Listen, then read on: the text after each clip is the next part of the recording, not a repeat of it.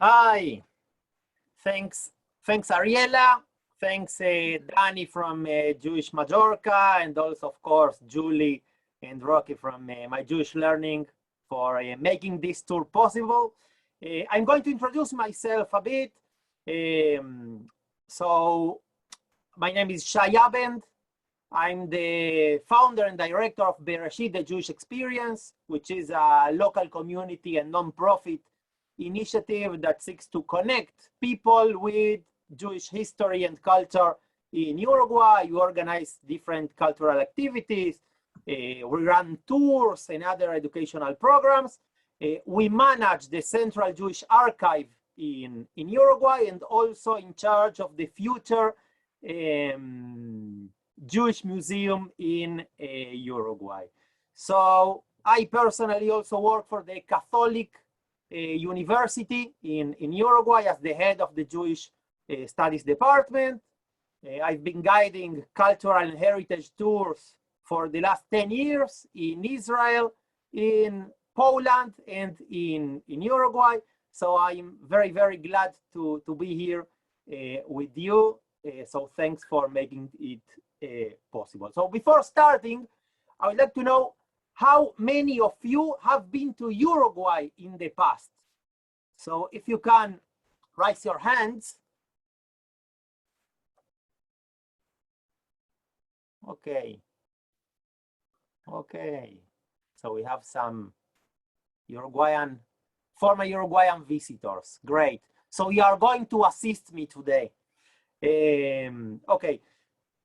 So I'm going to share a presentation here for you.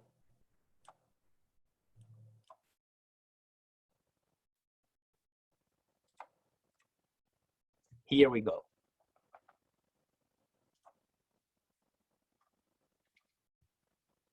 Okay, so welcome to Uruguay, welcome to Montevideo. What we are going to do in the next 45 minutes, 1 hour, is to try to discover Uruguay from a Jewish perspective. So I would like to start first with some interesting facts about Uruguay, facts and curiosities about Uruguay. Our official name is República Oriental del Uruguay, the Eastern Republic of Uruguay. And that's because Uruguay is also the name of the river that separates us from Argentina. Uruguay is the second smallest country in the region after Suriname. It's a very small country stuck between two giants as Argentina and Brazil. Uruguay is 32 times smaller than UK, 44 times smaller than Australia, 52 times smaller than USA, 57 times smaller than Canada. We have 35 times more cows than people. And this is a very typical picture of our landscape. Uruguay got its independence in 1825 from Brazil, but Uruguay was in the past part of Portugal, part of Spain, part of Argentina, Brazil, and also for a few months part of the United Kingdom. Uruguayan identity is stronger connected to our roots.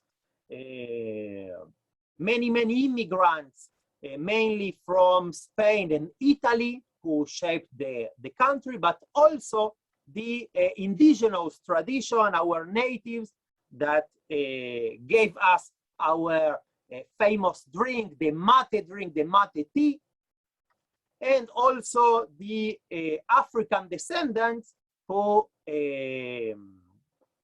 let us to enjoy today the carnival tradition in Uruguay. We have the longest carnival competition in the world, 40 days of carnival. And also for all this mixture of cultures, the European, the African, the native cultures, we got also our tango. And of course, we have some discussions with our Argentinian brothers about who invented the tango and who plays better soccer, but they are all very friendly discussions. Of course, the answer is always Uruguay. Uruguay is also very strong in soccer, in what we call here football, and this is a very strong part of our identity. And as an example, you can see what people in Montevideo did to the poor naked David during the last World Soccer Cup. So we are really crazy about soccer. Today, we don't have much time to visit many cities in Uruguay, but our main destinies are Punta del Este, and you are looking here at the famous Casa Pueblo, the famous hand in Punta del Este, Colonial Sacramento, and of course the city of Montevideo, the capital city of Montevideo. Uruguay, before the COVID, used to receive 4 million of tourists per year, more than our population, and because of its strong democracy and strong, also very stable economy, Uruguay was known until the 50s as Switzerland of America. And even today, Uruguay is one of the most democratic countries in the world, a welfare state, being the most egalitarian country in the region, with 98% of literacy, being the first country in the world in providing free laptops to 100% of its students and teachers of public primary and secondary schools. Uruguay is leading in green energy. It has the best quality of life in Latin America, according to many researchers, and also the most secular country in the region. Uruguay allows same-sex marriages. Women have the right of abortion, and Uruguay was the world's marijuana or the weed pioneer, legalizing it in 2013. So because of all these facts, Uruguay was recognized by the Economist in 2013 as the country of the year. So Uruguay has great wines, great dulce de leche, made in Uruguay, of course, great chivito, our most famous sandwich, great asado, also, of course, made in Uruguay, and actually, Uruguay has won twice a World Guinness record for organizing the largest barbecue ever. 20,000 people eating in this place, and we also had here a kosher station. So you can start understanding that Jews are really well integrated to the society. So, okay. Now we can start, and I'm going to share another movie here. Give me a second. Okay, here we go.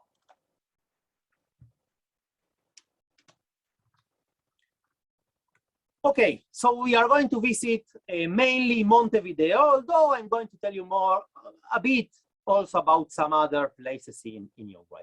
And I would like to start with the past. We are going to make a kind of travel through the past and tell you something about first Jewish presence in Uruguay, because the first Jewish presence in the territory that we call now Uruguay dates back to the 17th century with the founding of Colonial Sacramento. Colonial Sacramento was founded in 1680 by the Portuguese. Many of them were crypto-Jews or Barrano Jews who, having been converted to Christianity, continued to keep their traditions secretly. And in Colonial Sacramento, in the old town of Colonia, in this place, which is an old hotel, we can find the remains of an old mikveh. So Jews also could be found in the colonial times of Montevideo, the capital city of today. There was a street with the name of Calle de los Judíos, the Jewish street, or street of Jews, reminding us or showing us that there was a Sephardic Jewish presence also in colonial times. But in contemporary times, and like other groups who immigrated, who arrived in Uruguay, the Jewish immigrants arrived here in different Jewish immigration waves, starting in the 19th century until the 50s. And we can talk about 5 different Jewish immigration waves. The first immigrants in arriving were Sephardic Jews, mainly from Turkey. Prior to the First World War, Ashkenazi immigrants also settled in Uruguay. These pioneers arrived in the country after having a first experience in Argentina or Brazil. During the interwar period and after the inauguration of the port of Montevideo, Jewish immigration began to increase. And due to the restrictions and the closing doors policies in North America, many Europeans who originally wanted to make the America, we say in Spanish, found themselves in South America and especially in Uruguay. The fourth Jewish immigration wave was those of the people who escaped from the Nazi and fascist regimes in Europe, including several German and Hungarian immigrants. Many of these refugees found asylum in Uruguay, although some others were rejected due to the immigration laws. But we can mention Uruguay, as Bolivia, as Chile, as countries that opened its gates to the Jewish refugees. And the last Jewish immigration wave were the Holocaust survivors. And we think that something like 3,000 Holocaust survivors arrived in Uruguay after the war. So this is a nice picture of a survivors meeting in the 50s. So in the 50s, we can find the maximum amount of Jews living in Uruguay, something like 50,000 Jews, 2% of the population. And these Jews settled in all over Uruguay and in many, many different neighborhoods in Montevideo. This is an aerial picture of our old town, what we called Ciudad Vieja. And these Jewish immigrants also tried, as in Argentina, in Brazil, to create some rural villages, like what we used to call the Jewish gauchos in Argentina. So we had 3 experiments of Jewish agricultural initiatives in Uruguay. This is a picture of one of the most famous Jewish gaucho places, the Colonia 19 de Abril, next to the city of Paysandú. But the majority of Jews settled in places that were very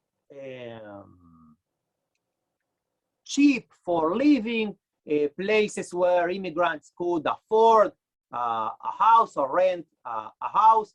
It was very common for many families to share the same building, the same house, because the majority of Jews who arrived in Uruguay came here empty-handed. And this is the kind of places they used to rent for living, especially the first weeks or months after the immigration.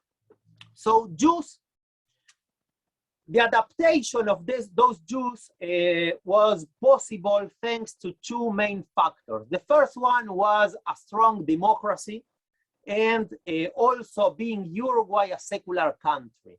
And the second factor was the existence of popular public schools, which were also secular schools. So many Jews could really well integrate into society thanks to these 2 factors.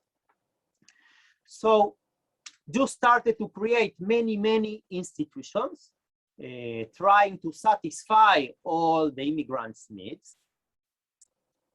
And we are going to start a our kind of a virtual tour in 3 main neighborhoods. We are going to visit today 3 main neighborhoods. The Centro neighborhood, downtown, Ciudad Vieja, the old town, and a very special place, the Parque Rodó neighborhood.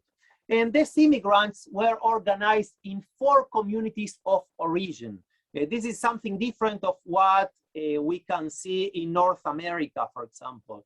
Here we take for the Jewish organizational model, we take the Ashkenazi, the Eastern Europe model of Kahila, of community of origin. And we have 4 communities of origin in Uruguay. The Kahila, Comunidad Israelita del Uruguay, the Eastern Europe immigrants, the Sephardic Jewish community, the Hungarian Jewish community, and the German Jewish community, which is a conservative community. All the other Jewish communities started as Orthodox communities, but today they work as a kind of JCC also. And we have an umbrella organization, the Comité Central Israelita del Uruguay, founded in 1940.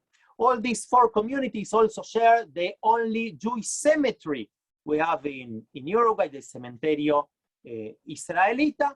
And from these communities of origins, and after creating the Jewish cemetery, they started to build many other institutions, as synagogue, as Jewish schools, as youth movements, Zionist youth movements, as you can see here in these pictures. And they start to build a very active and vibrant life in this neighborhood. So we are going to start in the neighborhood of Goes, Villa Muñoz, or Reus. It's a very special neighborhood that has 3 official names, but it is known popularly as El Barrio de los Judíos, the Jewish quarter. And this is because until the 40s, 50s, we used to have 50% of the population of Jewish origins. And this was the place of that many Jews settled and started, for example, as peddlers, working as peddlers, what we call in Spanish, cuentenic, or clappers, people who used to clap on doors selling different goods. And this was a kind of, the Jewish peddlers was a kind of revolution to the Uruguayan economy, because they were the first in the first delivery. They were the first Amazon, the first in deliver goods door by door, knocking door by door. And the second innovation was that thanks to the Jewish peddlers, people could buy stuff, buy goods, paying on credit. So you know, these guys used to say, if you can't pay today, you can pay me next month. If you can't pay me next month, so pay me today. This character was so typical in the Uruguayan landscape that also in our carnival, in the Uruguayan carnival, we had a group called the Clappers because of this kind of peddlers.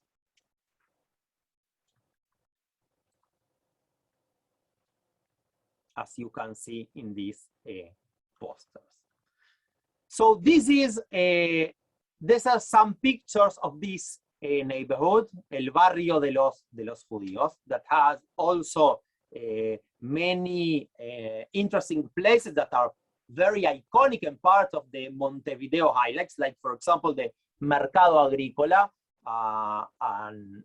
one of the most famous markets, local markets in Montevideo. And I'm sure many of you that have visited Uruguay also visited the Mercado Agrícola, and some other institutions. For example, this is some images from the Incas synagogue, or how we call it in Yiddish, the official name is Beis HaKnesset HaRishono, the first synagogue. It was one of the first synagogues in Uruguay. It is located in this neighborhood called El Barrio de los Judíos, the Jewish quarter. And entering here is like transporting yourself to a typical Eastern Europe synagogue, and especially a synagogue from the Galicia area of people from Krakow. So this is a picture from outside. And the interesting about this place, about the Inca Shul, is that in this neighborhood, we used to have 7 different synagogues, 3 Jewish schools, 6 Zionist youth movements houses, 2 mikvehs, 2 Jewish banks, and from all this very active Jewish life, today we only have this place, the Inca Shul, Beis HaKnesset Arizona. It's the only surviving Jewish building in what used to be the Jewish heart or the Jewish town in the Jewish neighborhood in Uruguay. So very close to the Goes, to the Barrio de los Judíos, we can find one of the most iconic sites or neighborhoods in Montevideo, which is the Ciudad Vieja. And what we see here in this picture is our Independence Square, which separates Old Town from downtown, Ciudad Vieja from Centro. And we can see here very iconic buildings like the Salvo Palace, like Artigas, our national hero here, the man on the horse. This is the mausoleum designed by a Jewish architect, a Sephardic architect, or the Teatro Solís, a very famous theater where many Jewish events used to take place in the past. For example, Yom Ha'atzmaut, the Israeli Independence Day. This is the Salvo Palace, a very famous and iconic place in Montevideo. It used to be in the 20s the tallest building in South America. And it's a very special place because in this place, more than 100 years ago, was played for the first time in history, La Comparsita, the most famous tango song in the world, composed by a Uruguayan, Gerardo Matos Rodriguez. And very close to this place, we have Hebraica y Maccabi. Hebraica y Maccabi is the only Jewish sport club today. We used to have 4 Jewish sport clubs. Of course, it is open for everybody. They are very strong, for example, in basketball. They won 2 years ago, they won the national tournament without Jewish player, but with a Jewish trainer. And very close to Hebraica y Maccabi, we can find this special sculpture honoring Golda Meir. This is the Golda Meir's square, honoring Golda, who visited Uruguay in the 50s and has had this recognition from the city of Montevideo.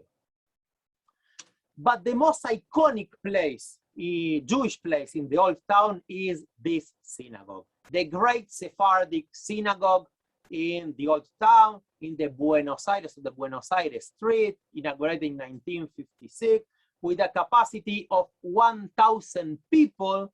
A synagogue inspired, a Sephardic synagogue inspired by some other Turkish synagogue, and also by the Portuguese synagogue in Amsterdam. And maybe, I'm not objective here, but maybe one of the most beautiful synagogues in the region, in South America. The place also had as a museum honoring Jewish life and Sephardic Jewish life. And in this place, we are going to build in the very close future the Jewish Museum of Uruguay, the Uruguay Jewish Museum, Museo Judío del Uruguay. This is a picture of a very special day called Día del Patrimonio, the National Heritage Day, a place where, a day where, when we used to open institutions for general visitors, and the synagogue opened its doors as a kind of bridge between the organized Jewish community and the general society. Some pictures from inside. So if we move forward to the downtown area, we can meet the Kahila Jcc, which is the largest JCC in Uruguay, originally built by the Eastern Europe immigrants, and today the place where the main central activities of the community, all the majority of ceremonies and commemorations take place here in this area. They have also a very special program for people with different kinds of disabilities, Jewish people with different kinds of disabilities. You can see here a picture of their Murga, their Carnival group. And this project, this initiative was recognized by the Uruguayan government as a very successful program of how to deal with disability. This is a picture of its synagogue. And in this place, there is also a special theater room, a special place for dancing Rikudei Yam, Israeli folk dance. We have something like 300 people dance every week Israeli Rikudei Yam, Israeli folk dance. So this is a very Zionist community. In the same building, in the same JCC, we also can find the Museo del Holocausto, the Shoah or the Holocaust Museum, a very small one, but very important one that was built by, created, founded by the Holocaust survivors in Uruguay in 1965. So it's the oldest Holocaust museum in South America. We can find very special objects that were brought by Jewish refugees, Jewish immigrants from Europe. This is money of the Lodz ghetto, Łódź ghetto, for example, and this is very special for me because I donated it to the museum after receiving it in Poland in one of my trips to Poland by a Polish non-Jewish guide who, when I told him that my wife is a Lodz descendant, he gave me this money from the Łódź ghetto as a way of giving something back or honoring Lodz descendants. So you can find it in this small museum. Okay, Montevideo has a beautiful promenade, what we call here a Rambla, 13 miles of beautiful promenade. We call it Rambla, and it has different names, different parts, but it's one of the iconic places in Montevideo. And in the middle of the Rambla, we can find this building, this memorial, the Holocaust Memorial in Montevideo. Also the oldest or the first Holocaust memorial in public space in South America, inaugurated in 1994. And what we can see here is a stone wall that represents the Jewish people. We can associate it to the Western Wall in Jerusalem, or also to the Warsaw Ghetto Wall. We can find here a kind of a break in the middle representing the Holocaust, but also a kind of two hands open to immigrants. And there is a very interesting dialogue between the memorial representing the Jewish people and the river representing Uruguay, what we call the Rio de la Plata. It's a national heritage site. It has a place called Meditation Square, where in the 90s, many ceremonies of Yom HaShoah, of the Holocaust Remembrance Day, used to take place here. And as you can see in this picture, there is a very interesting dialogue between the Jewish people and Uruguay, represented by the river, the Rio de la Plata river. which is the widest river in the world that separates us from Argentina.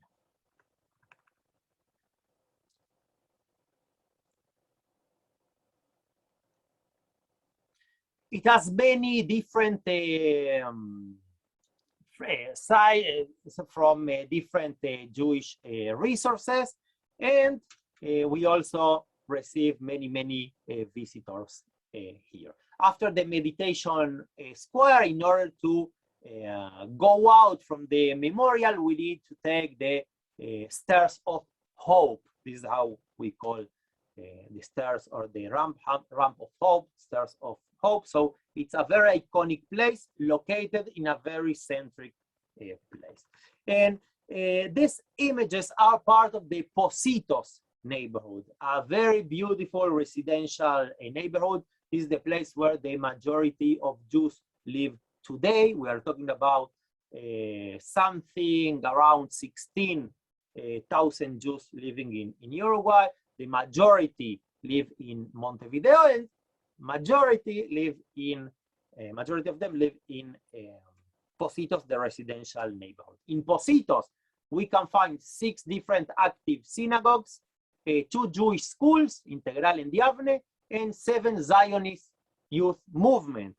The Zionist youth movements are the strongest Jewish framework in Uruguay. Many Jewish leaders and the 60 Jewish institutions we have today in Uruguay are actually former members of the Zionist youth movement, and something around 80% of children and youth between 4 and 21 years old go every week to a Zionist youth movement. So this is part of the strong connection with the state of Israel. A strong connection that we can also see in this very beautiful event that was organized 2 years ago for Yom HaAtzmaut. Outside Montevideo, outside the capital city, we can find 2 other organized communities. Paysandú in the north part of Uruguay, and Punta del Este, the resource city, Monte Carlo of America, very famous, the second main tourist destination in Uruguay. And let me show you some interesting pictures of the Jewish life in Punta del Este and also in Paysandú. So our community is a very active, a very vibrant Jewish community. Despite some anti-Semitic incidents, it's secure, it's safe to be Jewish in Uruguay. And I would like to share with you some facts about Jewish life today.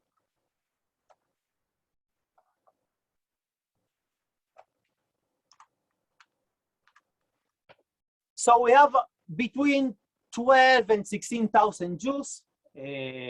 More than 95% of them live in Montevideo, the capital city, formal communities in Paysandú and Punta, more than 60 Jewish organizations, very vibrant and active Jewish life, but not necessarily visible, because as I told you before, Uruguay is the most secular country in the region, and we also have the most secular Jewish community in the region.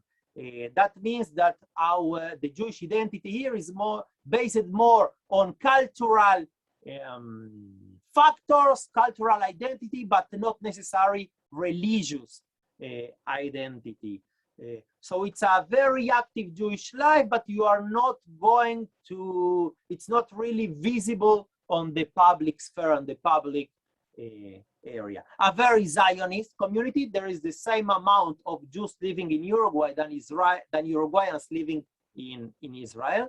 A strong framework of Zionist youth movement. A negative, of course, negative migration net as Uruguay, as the country of Uruguay. Jews are very well integrated to the society, and you can find Jews in every place, in every part of the society. We used to say that there is no anti-Semitism, but there are some anti-Semitic incidents during the year. The last one, that was very famous, unfortunately, was 5 years ago, where David Frem, a very well-known Jewish leader in Paysandú, the north part of Uruguay, was killed by a converted Muslim. But it's safe to be Jews and to deliver a Jewish life here in Uruguay. There is a very strong interreligious and intercultural dialogue between different organizations like B'nai Brit, or also the Zionist Youth movement, and a strong volunteer experience. So before finishing, I would like to share with you a very nice music event we ran a few months ago at the main Sephardic, the great Sephardic synagogue.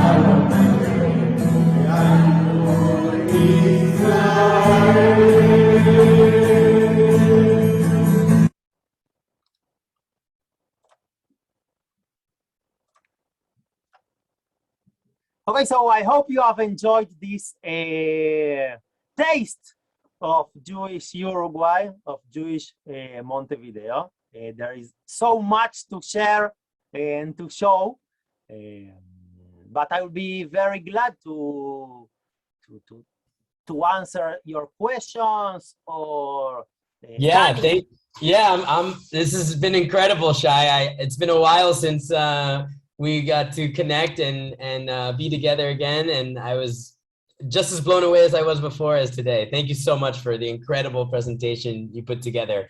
There's a lot of questions, very specific questions, but I thought it'd be fun for you to just share very quickly, Shai, a little bit about your family background. Where's your family from, and how they got to Uruguay, or how you are in Uruguay. Okay, so as you can guess from my name, I was born in Israel. My parents are Uruguayans. They decided to make Aliyah to Israel, and they lived for 16 years in Israel. So I was born and raised in Israel with 2 other brothers. And after the Gulf War, the first Gulf War, they decided to move back to Uruguay after the family started to press on them to move back. So I grew up here in Montevideo in a very mainstream Jewish life, joining the Jewish school, a Zionist youth movement. I had my gap year in Israel, also as the majority of young Jews here in Uruguay. And then after coming back from the gap year, I decided to move back to Israel. So I spent some other 6 years in Israel, living in Jerusalem, in Tel Aviv, studying at the Hebrew University. So I'm here in Uruguay for the last 11 years now, 10 years, almost 11 years. Also trying to be active in the Jewish life, in different Jewish initiatives and institutions. Two of my brothers still living in Israel. They decided to move back as me back to Israel, so they live there. I'm married to Dina, and we have a 2-year-old baby called Damian and a 5-year-old dog called Guatu. So one hairy child and one not so hairy child. That's the same as us. Sometimes I think you're in Uruguay, I'm in Mallorca, but we're doing the same thing. So kol hakavod to all of your work. So a couple questions, and we like to take them in order that they came. When you were talking about Uruguay in general, some of the questions that came up were, is there a reason why Uruguay has so many cows? It's one thing about the cows. And the other question was, do you know if Uruguay has legal same-sex marriages, out of curiosity?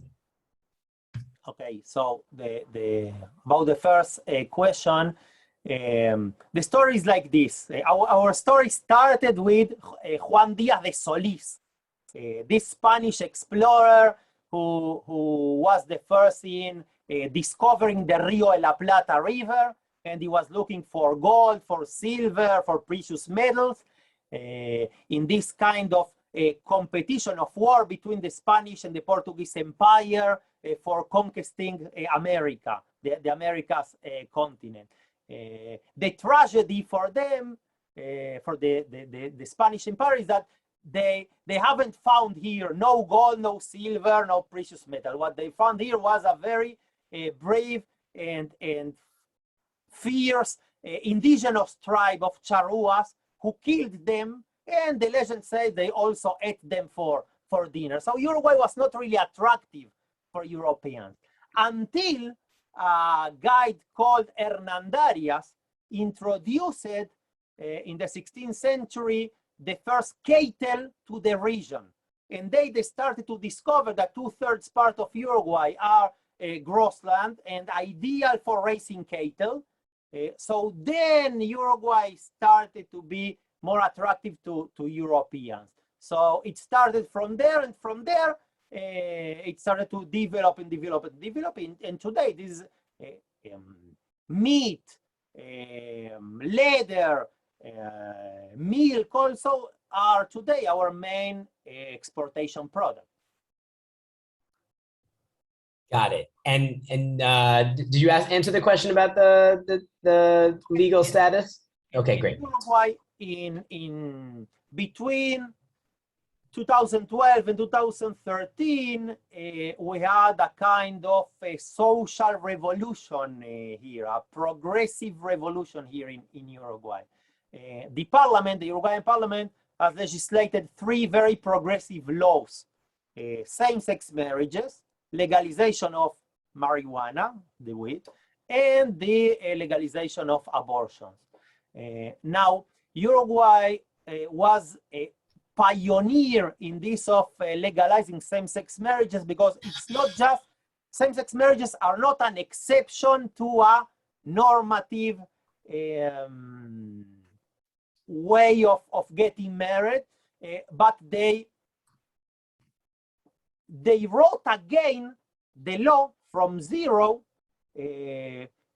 putting in the same position heterosexual and homosexual marriages. And in that meaning, that kind, Uruguay was a pioneer here in the region. It is well known as a very gay-friendly country.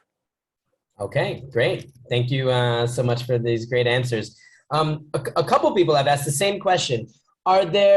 Is there a lot of immigration from other South American or Central American countries? And I guess similar to that question is, what is the relationship between the Jewish communities of Argentina and Uruguay, since they're so close? Is there a lot of connection?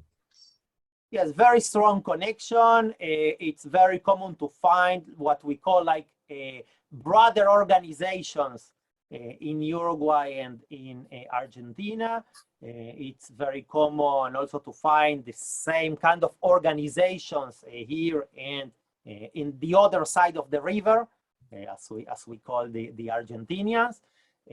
Of course, we share many of our traditions and our identity with the Brazilians and Argentinians, but there are some particularities of the Uruguayan way of living, or the Jewish Uruguayan way of living, related to this issue of being so secular. Something that is special for the Uruguay case, but not for Argentina, Brazil, Chile, Paraguay, and some other places. Now, in periods of crisis, in crisis periods, we find many immigration from Uruguay to abroad. In the case of Jewish immigration, the majority of Uruguayan Jews, when they decide to emigrate, the majority choose Israel as main destination. For example, in the last economical crisis in 2002, 2003, 2,000 Jews, Uruguayan Jews, left the country, 50% of them to Israel. Okay. But in the last years, in the last maybe 10 years, we are discovering interesting phenomena of Argentinian Jews, for example, arriving in Uruguay. Also, European or North American Jews who are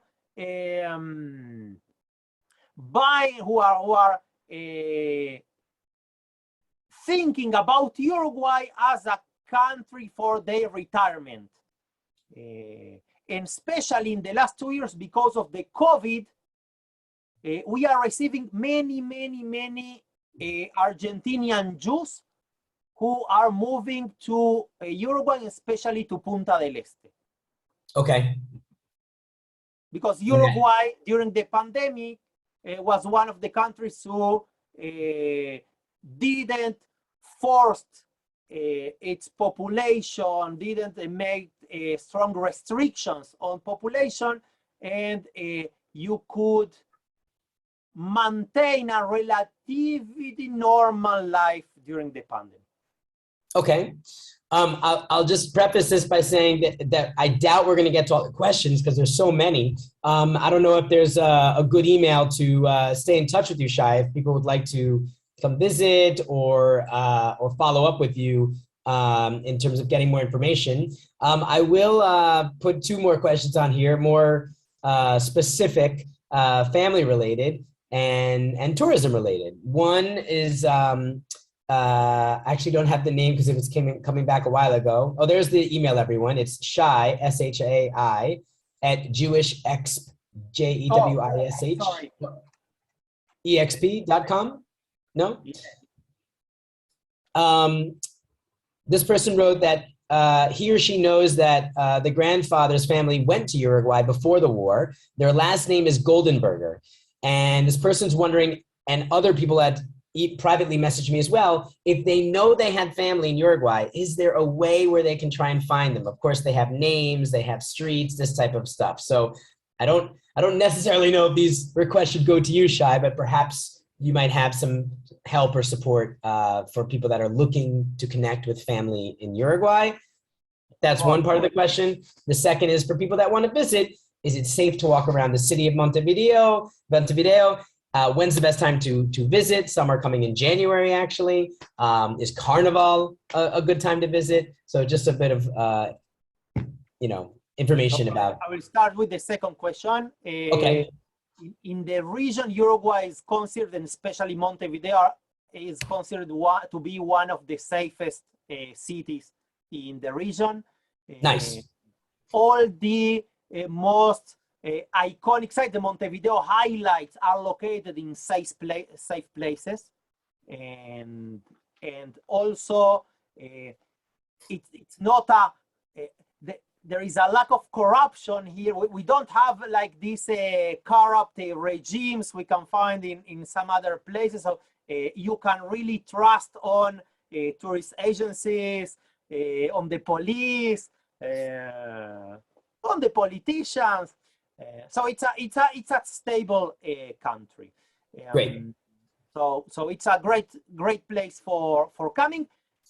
I would suggest to come during the summer season, which is coming up. From November until March, something like that. November till March, okay. Yes, and in February you can enjoy from the Carnival. During the summer you can enjoy from very beautiful beaches located in Montevideo and also in next to the border with Brazil. So I definitely recommend it. And there are a ferry line going from Montevideo to Buenos Aires in less than 3 hours. Okay. So Montevideo can be also a stop in the journey to South America. Now, the issue of finding relatives or family genealogy in Uruguay, this is one of the things I really enjoy to do. This is part of the stuff we do in the Bereshit Jewish Experience Initiative. We have the largest Jewish archive in Uruguay, the community archive. So wow. We have many materials. This is, for example, a book when we can find all the Jewish families living in Uruguay in 1948. Okay? Wow. So when we organize our tours, we also try to customize it to the people that are coming. So, for example, we work with local people, with local families, and we create a customized itinerary, including also important sites for the family.